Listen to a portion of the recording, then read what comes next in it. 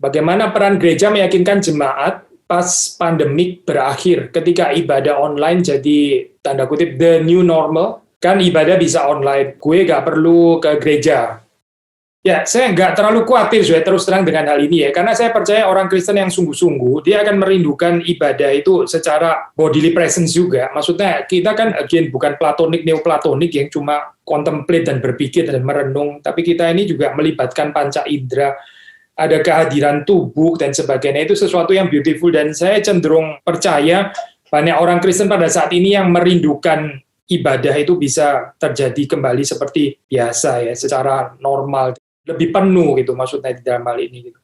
Nah, kalau ada orang-orang yang terus kemudian terbawa seperti itu bagaimana ya? Misalnya, oh saya baru tahu ya ternyata ibadah itu nggak usah datang ke gereja, enak juga ya seperti ini ya, bisa ibadah di rumah, sambil di sofa, mungkin sambil snacking lah, atau apa, saya terus-terusin ya ini istilahnya gitu. Saya percaya orang seperti itu nggak mengerti keindahannya beribadah kepada Tuhan gitu, dan jadi ada ragu-ragu ya dalam hal ini ya.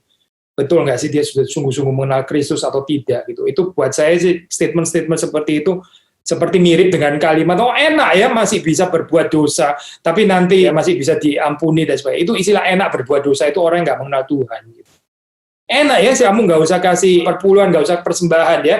Istilah enak untuk istilah-istilah seperti itu cuma menyatakan bahwa dia nggak mengerti keindahan mengikut Tuhan.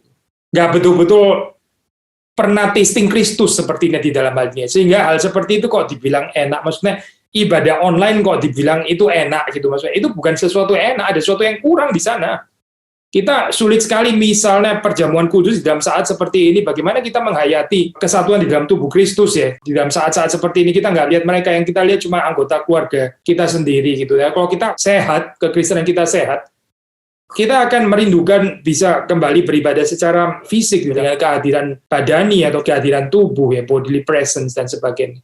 Tapi mungkin ada case yang lain yang mungkin sedikit di-differentiate di sini, yaitu kalau misal ya mungkin di minggu-minggu pertama orang masih takut, nah itu different reason ya berarti ya. Bukan karena dia nggak memahami indahnya worship di dalam bodily presence, bukan itu, tapi mungkin dia masih khawatir, saya tunggu 3 minggu lagi lah misalnya gitu ya. Ini kan baru-baru dibuka.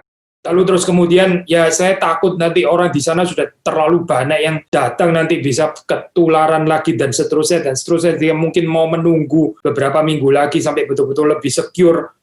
Ya saya pikir kita bisa lebih mengerti ya di dalam hal ini. Meskipun kita juga akan tetap mendorong supaya dia juga bisa kembali hadir di dalam ibadah itu secara fisik kalau memang sudah dibuka kembali di dalam hal ini. Jadi sekali lagi ya, saya nggak terlalu mengkhawatirkan tentang orang nggak mau lagi datang ibadah secara fisik, karena saya percaya orang Kristen yang sehat, orang Kristen yang sungguh-sungguh itu pasti akan merindukan kita bisa kembali beribadah secara fisik ya, maksudnya spiritually tapi juga in bodily presence.